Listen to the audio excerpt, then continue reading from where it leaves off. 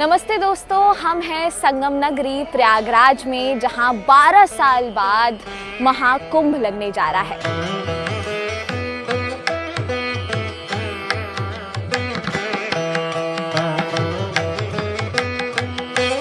ऐसा बताया जा रहा है कि 40 करोड़ से भी ज्यादा श्रद्धालु इस बार यहां आने वाले हैं। अगर आप भी उनमें से हैं तो इस वीडियो को एंड तक देखिएगा, क्योंकि हम आपको यहां पे सारी जानकारी देंगे। ये बात तो आप सभी लोग जान ही चुके होंगे कि महाकुंभ का आयोजन इस बार उत्तर प्रदेश के प्रयागराज में हो रहा है। पहले इलाहाबाद के नाम से पहचाने जाने वाले इस शहर प्रयागराज को धर्म नगरी भी कहा जाता है और इस बार 13 जनवरी से लेकर 26 फरवरी तक महाकुंभ का आयोजन किया जा रहा है। प्रयागराज को इसलिए भी विशेष माना जाता है क्योंकि यहाँ गंगा, यमुना और सरस्वती नदी का संगम होता है, जिसे त्रिवेणी संगम कहा जाता है। 45 दिनों तक चलने वाले इस पावन पर्व में 5 शाही स्नान होंगे। हर 12 साल में आयोजित होने वाले महाकुंभ मेले में लोगों को देखकर ही भीड़ का अंदाजा लगाया जा सकता है। कहानी कुछ ऐसी है कि कुंभ मेले का आयोजन केवल प्रयागराज, उज्जैन, नासिक और हरिद्वार में ही किया जाता है। इसका कारण सीधा समुद्र मंथन से जुड़ा हुआ है। दरअसल समुद्र मंथन के दौरान जब देवता और दानव अमृत कलश के लिए संघर्ष कर रहे थे तो अमृत की बूंदें 12 स्थानों पर जाकर गिरी थी। इसमें से 4 जगह पृथ्वी पर है और बाकी 8 स्वर्ग में। इसी के चलते माना जाता है कि महाकुंभ के दौरान नदियों का जल अमृत में बदल जाता है। देश दुनिया के हर कोने से श्रद्धालु पवित्र नदियों में डुबकी लगाने के लिए यहाँ आते हैं। महाकुंभ 2025 का पहला विशेष स्नान 13 जनवरी को होगा। इस दिन पौष पूर्णिमा भी है। मकर संक्रांति के शुभ अवसर पर पहला शाही स्नान का भव्य आयोजन किया जाएगा। 29 जनवरी को मौनी अमावस्या है। इस दिन दूसरा शाही स्नान होगा। 3 फरवरी के दिन बसंत पंचमी के मौके पर आखिरी शाही स्नान होगा। माघ पूर्णिमा के शुभ मौके पर भी विशेष स्नान किया जाएगा। महाशिवरात्रि के मौके पर भी विशेष स्नान किया जाएगा। अभी हैं हम यहाँ पे पीपा पुल के एंट्री पे।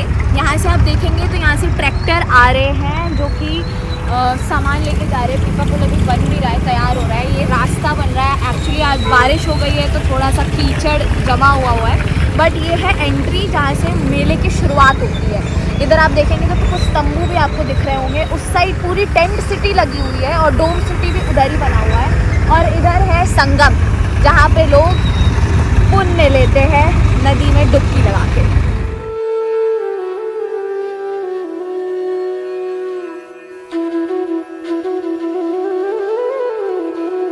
महाकुंभ का महत्व क्या होता है?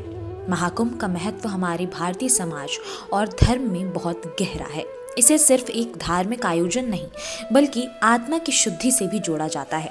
ऐसा कहा जाता है कि महाकुंभ के दौरान संगम में स्नान करने से सारे पाप धुल जाते हैं और मोक्ष की प्राप्ति होती है। ये मेला सिर्फ धार्मिक नहीं बल्कि हमारे समाज और सांस्कृतिक के लिहाज से भी बहुत खास है।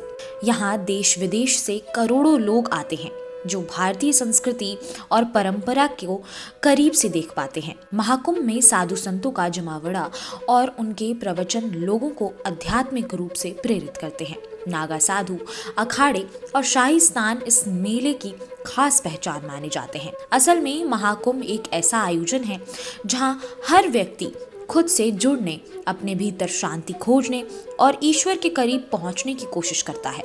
ये सिर्फ एक मेला नहीं बल्कि आस्था, विश्वास और एकता का उत्सव है। हम हैं इस समय पीपा पुल पर। ये ऐसे यहाँ पर 40 पुल बनाए गए हैं। आप इधर देख सकते हैं, जहाँ की यहाँ पे ना जो कचरा और कीचड़ है जिसको साफ किया जा रहा है, अभी भी काम चल रहा है। इस पुल को पार करके हम अरैल साइड पहुँच जाते हैं, जिधर की टेंट सिटी बनाई गई है।